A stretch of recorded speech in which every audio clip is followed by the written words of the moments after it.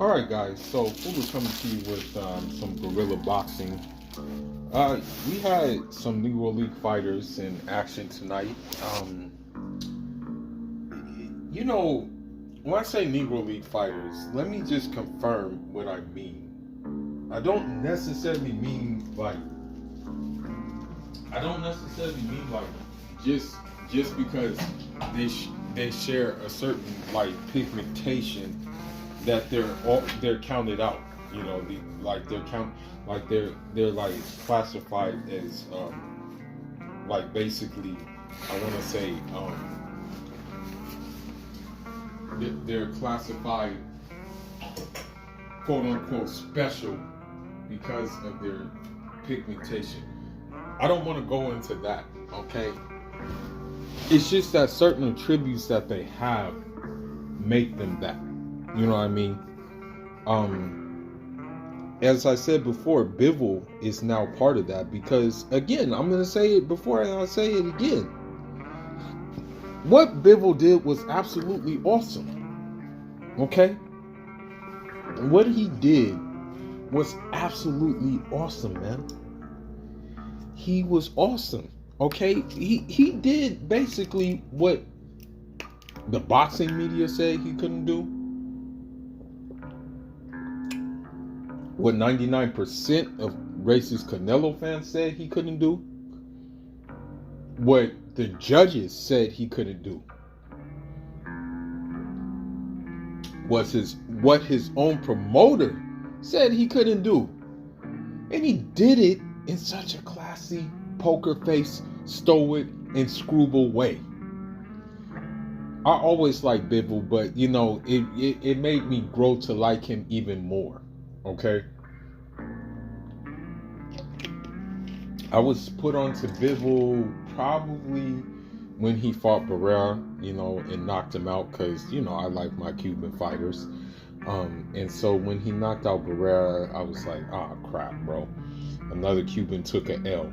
But then I saw, you know, Bivol, and I'm like, okay, this guy's kind of the real deal right here. You know, I'm like, yeah, this guy, he has a very difficult style to deal with. But we're not talking about Bivol right now. You know, let's start off with David Morrell. Okay, David Morrell, again, you know, I mean, everybody knew he was going to dominate the fight that he fought against the guy Henderson. I will say one thing about him is that I really liked his get up tonight. I really liked his ring wear. Like, that dude was kind of icy with it. And so, I mean, what do you expect, bro? Like, I mean, we're talking about a savage with David Morrell. We're talking about a Cuban who can box, but a Cuban who, if possible, is going to put it away early. Okay? And that's what he was basically doing against Calvin Henderson. I mean, he like just said, you know what, bro? This guy, you know, he doesn't really have anything for me. You know, he just really doesn't offer anything for me. So, you know what? Let me just go ahead and, you know, put it away. And that's what he did. I mean, honestly, bro, there was really nothing he could do. There was really nothing that dude can do, bro. You know, it was just like, yo, bro, he just, you know, just did his thing, bro. Like, you know, his face stayed clean. That's the thing. Like, his face was clean during the fight, bro. There was nothing, you know, he just basically showed him like, hey, you know, this is me. This is my domain. I mean, of course, I mean, let's put it this way. Let's put it, let's say one thing. Okay, let's say one thing. Of course, it would be nice that the level of opposition would be greater than it is right now, but I mean, we have to be honest with ourselves. like, unfortunately, David Morrell falls in the category of high risk, low reward. He needs a good big fight, right? So I think the most likely fight that I think the most likely fight that should be made right now, and honestly, although David Morrell is early in the game, I really think that a whatchamacallit fight makes sense. I really think a Benavidez fight makes sense. And the thing is about it is you can throw that thing on pay-per-view. You know, honestly, I know he's only like 7 fights in or something. What you can do though is you can throw the fight on pay-per-view. You know, you can put it as a co-main event, and then the main event can be Spence and Crawford, right? That's how you can do that thing. Okay, I'm not making any videos until we know for sure that Spence and Crawford is signed, sealed, and delivered. Until then, I'm not making any videos about that fight. You know what I mean? But this fight, David Morrell, David Benavidez, you can throw it on pay-per-view with that fight. And the thing is you know, I know many people don't count this. Many people don't count this belt, but what can happen is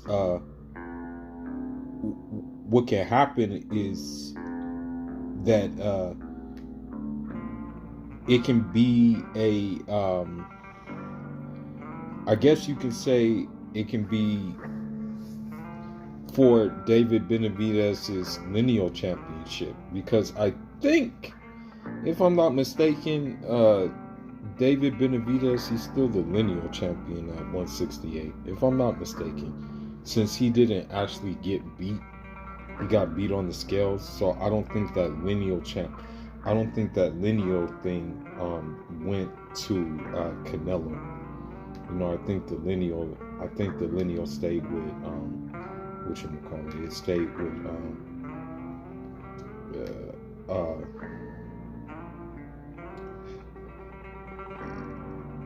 with Benavidez.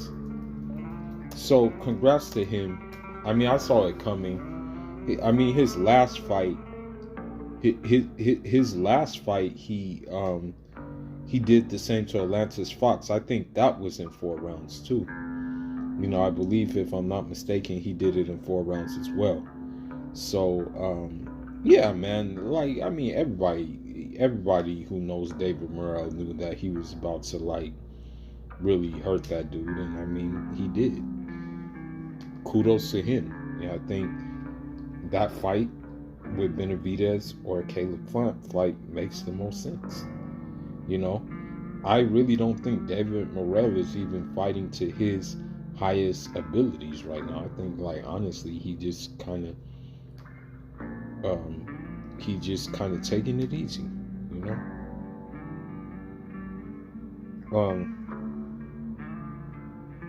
Yeah, man. So, you know, now we have Cool Boy Stephen Fulton. And, you know, he's a very underrated fighter. Very underrated. And he just did what we call a boxing clinic on Danny Roman. The thing is with him, in his last fight, he was kind of in the trenches a little bit more than usual. And so what happened is, like, because he was in the trenches a little bit more than usual, you know, he got tagged here and there, but it wasn't anything that hurt him. Okay, he didn't get hurt, right? So I think Danny Roman was just really a stay busy fight for him. And that's what he pretty much did, was stay busy, use a jab, and he really just blocked circles around him. You know, so, I guess this was a voluntary defense. And so he's like, okay, I choose this guy. Let me stay busy. And that's what he did, man. Boxed circles around him, got his respect afterward. So, I mean, the fight to make,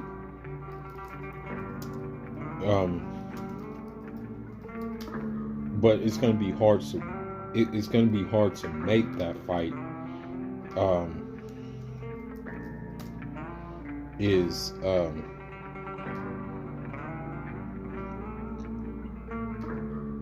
So let me see.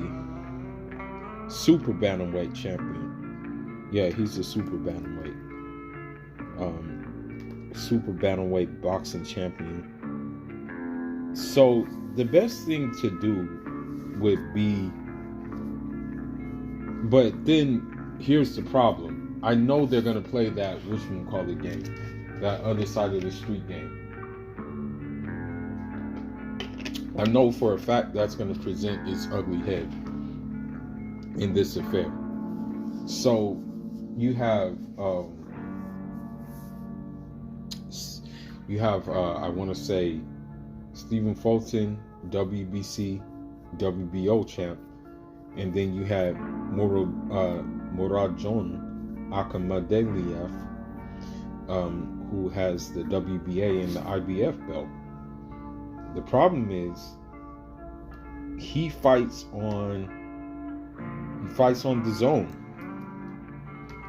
Now I don't know who, if he's sponsored, if he's promoted by Eddie Hearn or not, but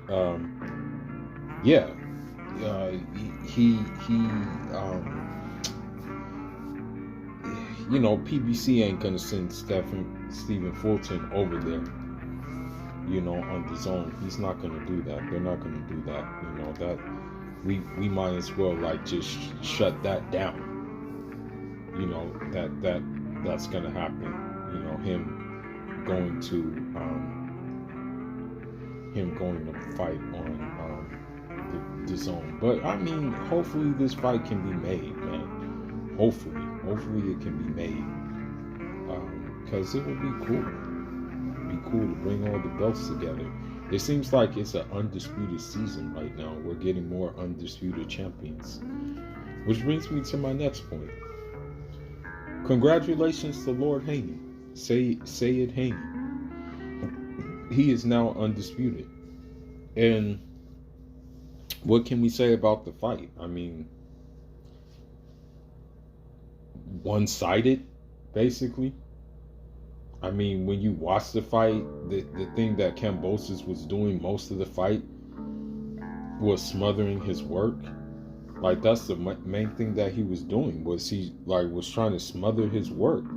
And he got frustrated, threw Haney on the ground and tried to make it look like a knockdown. Haney, he pretty much just had composure, bro. Composure, and just focused on what he had to do. I mean, he didn't really use a Philly shell like that, but he just did his thing. And I mean, Kambosos is fast, but Devin Haney would time him. He would time him all the time. I mean, his face told the story. I mean, I'm not gonna even count. Kambosos' face told the full story. That dude was hella marked up after the fight, man. Devin Haney, the odds were against that dude, but he just he was able to do his thing, bro. He was able to go in there, box circles around Kambosos. The thing is, Kambosos, he just got beat, bro. He just got dominated, man. There was nothing there was no way you could say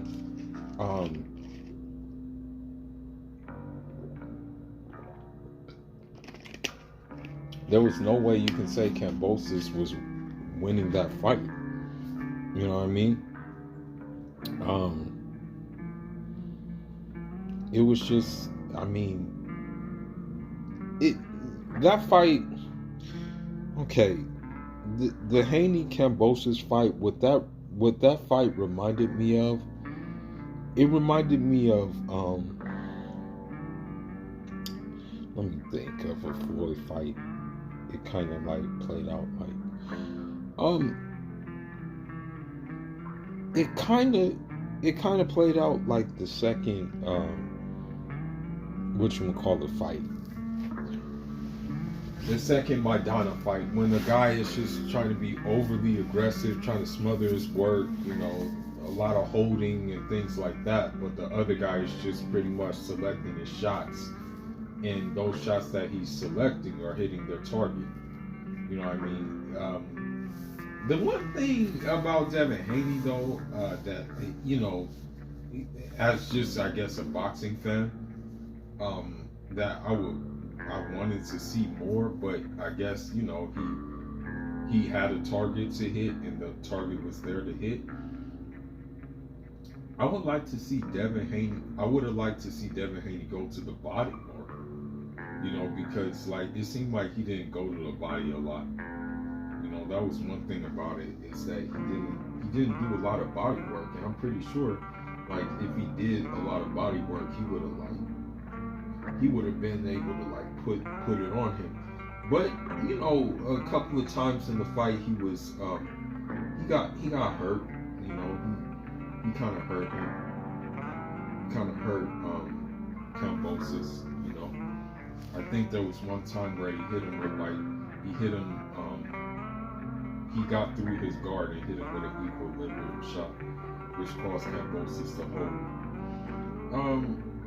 Yeah, man. Congrats to Devin Haney, undisputed at 135.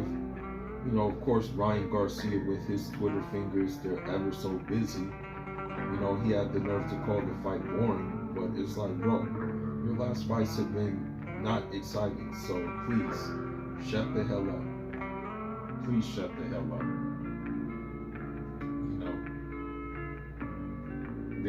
But it's sad because even Devin Haney, this is the crazy thing about it.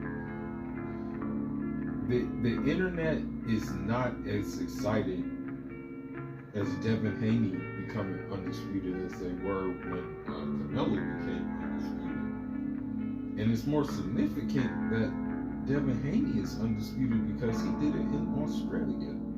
He did it away from home. Now, there is a rematch clause, so I mean they will fight in a rematch, right? Now, I hope that Devin Haney, since he already has he's familiar. I